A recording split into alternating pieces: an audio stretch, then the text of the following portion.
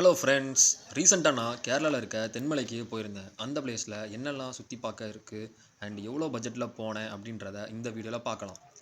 நீங்கள் நம்ம சேனலை இதுவரை சப்ஸ்கிரைப் பண்ணலன்னா இப்போ சப்ஸ்கிரைப் பண்ணிக்கோங்க. ஏன்னா இனிமேல் அடுத்தடுத்து நல்ல நல்ல வீடியோஸாக வரப்போகுது. ஸோ ப்ளீஸ் சப்ஸ்கிரைப் பண்ணிக்கோங்க.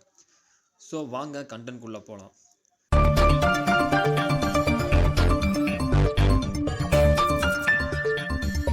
நான் போனது காரோ பைக்கோ இல்லைங்க.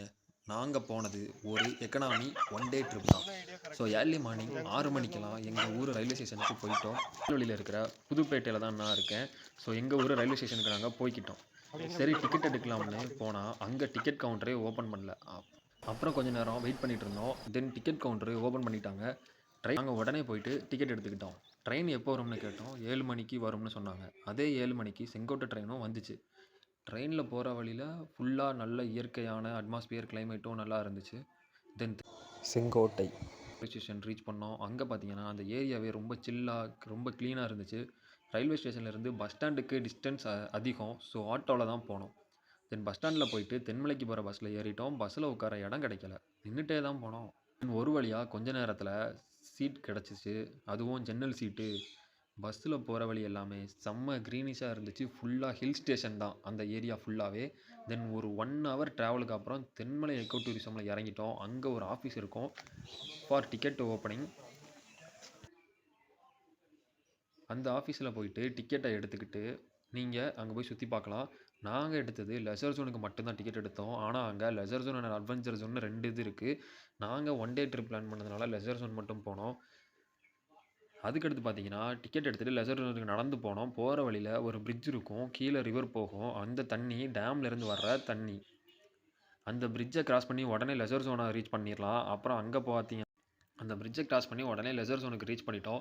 அப்புறம் அங்கே பார்த்தீங்கன்னா ஒரு வுட்டில் ஒரு சின்ன பாதை போட்டிருப்பாங்க. அதில் ஃபோட்டோஸ் அண்ட் வீடியோஸ் எடுக்க பர்ஃபெக்டாக இருக்கும். தென் போக போக உள்ளே ஒரு கம்ப்ளீட் நேச்சுரல் அண்ட் ஃபாரஸ்ட் உள்ளே போகிற மாதிரி எக்ஸ்பீரியன்ஸ் கிடச்சிச்சு.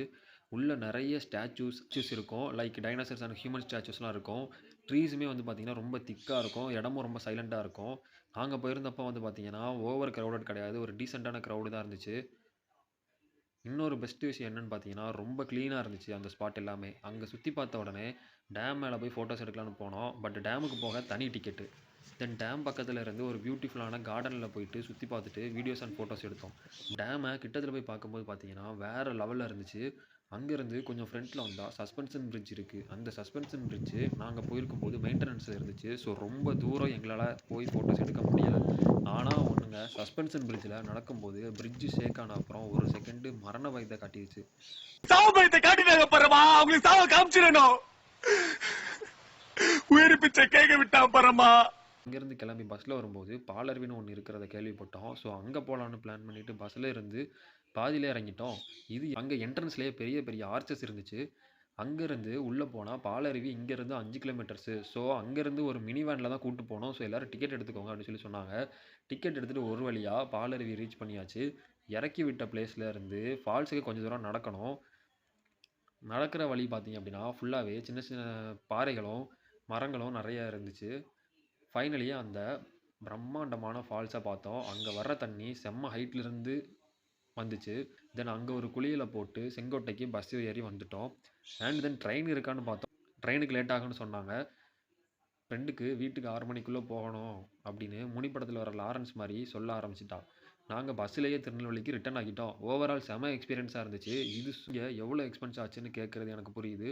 ஸோ வாங்க கேல்குலேஷனுக்கு போகலாம். இந்த கேல்குலேஷன் ஒரு ஆளுக்கு எவ்வளோ ஆச்சுன்னு தான் சொல்லியிருக்கேன். Tirunelveli to Sengottai train ticket 30 ரூபா. செங்கோட்டை ரயில்வே ஸ்டேஷன்லேருந்து செங்கோட்டை பஸ் ஸ்டாண்டுக்கு ஆட்டோவில் போகிறதுக்கு 20 ரூபா. செங்கோட்டை டு பாலருவிக்கு 90 ருபீஸு. லெஷர் ஜோனுக்கு டிக்கெட் வந்து 70 ரூபா. லஞ்சு ஒரு ஆளுக்கு 50 ரூபா. பாலருவி வர்றதுக்கு பாலருவி வர்றதுக்கு பஸ் டிக்கெட்டு 30 ரூபா. பாலருவிக்கு மினி வேனில் போகிறதுக்கு 70 ரூபா ticket. Then Palaruvi to Sengottai வந்து 50 ரூபா டிக்கெட்டு. செங்கோட்டையிலேருந்து திருநெல்வேலிக்கு பஸ் டிக்கெட் வந்து 100 ரூபா. ஸோ டோட்டலாக 450 ரூபீஸ் ஆச்சு. நீங்கள் உங்கள் ஃபேமிலியோட வீக்கெண்டில் போய் எக்ஸ்பீரியன்ஸ் பண்ணுறதுக்கு ரொம்ப ஒரு அருமையான பிளேஸ் தான் தென்மலை. இந்த வீடியோவை பிடிச்சிருந்தா லைக் பண்ணுங்கள். வேறு எந்த ஊருக்கு போயிட்டு எக்ஸ்ப்ளோர் பண்ணலான்னு கமெண்ட் பண்ணுங்கள். வீடியோவை உங்கள் ஃபேமிலி ஃப்ரெண்ட்ஸுக்கு ஷேர் பண்ணி சப்போர்ட் பண்ணுங்கள்.